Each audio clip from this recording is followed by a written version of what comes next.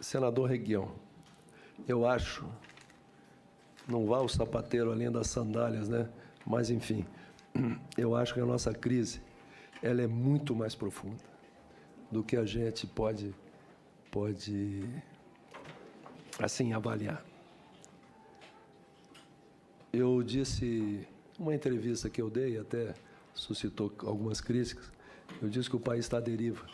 E alguém interpretou que eu estaria fazendo uma crítica ao atual governo. Não, nós estamos à deriva já há muito tempo. O Brasil foi o país que mais cresceu da década de 30 à década de 80. Né? Vamos lá, período Vargas, Juscelino, os governos militares. E cometemos o erro, a sociedade brasileira cometeu o erro de permitir que a linha de confrontação da Guerra Fria dividisse a nossa sociedade. E aí nós perdemos o sentido de projeto nacional, perdemos a ideologia de desenvolvimento, senador, e estamos... É um país que está sem rumo. Circunstância perigosa para um país da estatura do Brasil. Porque se fôssemos um país pequeno, poderíamos nos agregar a um projeto de desenvolvimento de um outro país, como ocorre com muitos. Mas o Brasil não pode fazer isso. O Brasil não tem outra alternativa a não ser potência. Quando eu falo potência, eu não estou dando uma conotação negativa de imperialismo, expansionismo, não. É um país que tem que ter uma densidade muito grande. E eu acho que a crise é profunda porque nós estamos, inclusive, eu tenho muito medo disso, perdendo um pouco da identidade nossa, né? da nossa autoestima, ela está se estiolando. Bem-vinda, senadora. Tudo bom? Seja bem-vindo, Vanessa, amiga amazônida. Mas, enfim, e na crise que nós estamos vivendo, e a gente se debate normalmente com as questões políticas, com as questões econômicas, né, enfim, com os problemas éticos, eu acho que estão nos faltando agora muito pensadores, né? Gente com capacidade de nos oferecer novas estruturas mentais e novos caminhos de evolução.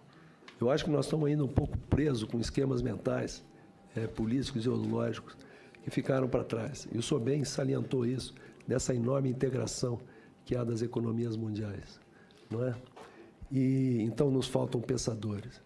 E aí eu remeto ao senador Cristóvão, né, senador? O senhor que se debate tanto nessa área, eu acho que nós estamos pagando por isso agora, pela negligência de muito tempo com a nossa educação. Então, eu acho que o nosso sentido, falta do sentido de projeto nacional, tem permitido, ou tem deixado de condicionar uma convergência nos vários setores da sociedade. E isso tem feito que o senhor, eu, enfim, qualquer ator nesse contexto, não tenhamos um rumo, uma referência explícita para onde nós devemos seguir.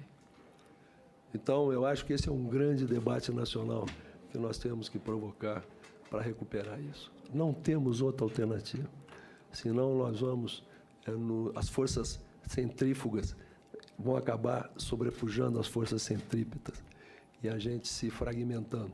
Se não territorialmente, mas a sociedade brasileira está num processo de fragmentação muito grande. Então, essa é o pano de fundo, eu vou dizer assim, né? E inclusive, se vê, senador Collor, a preocupação, né, dos internautas, a maioria deles com relação às fronteiras. Eles estão se referindo às fronteiras físicas, mas nós temos que pensar nas fronteiras virtuais, porque nós não temos essa densidade de pensamento, o sentido de projeto, ficamos com um ambiente rarefeito e acaba sendo fácil incorporarmos enfim, ações disruptivas aqui no nosso ambiente. E o Brasil, tem gente que diz, por exemplo, não, isso está acontecendo, é fruto de ação internacional, enfim. Eu não concordo, mas concordo sim que nós somos hoje um organismo com imunidade baixa. Em consequência, ele está vulnerável para ações de fora, de forma a nos inibir e a destruir os pontos fortes que nós temos aqui no nosso território. E quando eu falo das fronteiras virtuais, por exemplo, a preocupação com o tráfico de armas. Passam pela fronteira, claro, passam pela fronteira. Mas vimos a quantidade de armas que vinham sendo remetidas dos Estados Unidos, entrando pelos aeroportos, né?